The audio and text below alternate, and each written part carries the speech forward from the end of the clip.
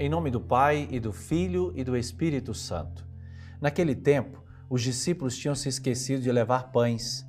Tinham consigo na barca apenas um pão.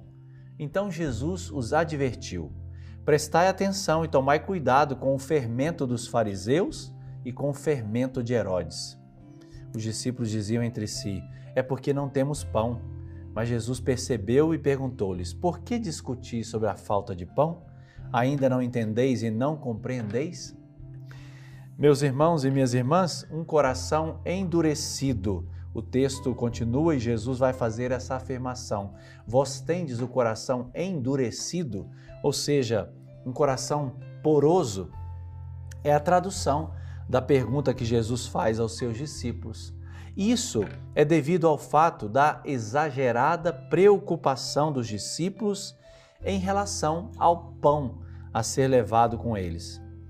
Os discípulos, assim como todos nós, são aqueles teimosos em relação às vãs preocupações da vida, aquela velha mania de nos inflar com coisas superficiais e nos esvaziar daquelas coisas que são essenciais. Jesus chama a atenção ao cuidado com dois tipos de fermento, o fermento dos fariseus e o fermento de Herodes. Vocês já conhecem muito bem ambos os personagens que Jesus cita aqui. Um grupo religioso que fala, mas não pratica, e uma autoridade que pensa única e exclusivamente em si mesmo, no seu próprio interesse. Sabemos bem o que faz o fermento, numa quantidade de massa. O fermento no texto de hoje é aplicado àquilo que, mesmo em pequena quantidade, pela sua influência, acaba impregnando totalmente alguma coisa.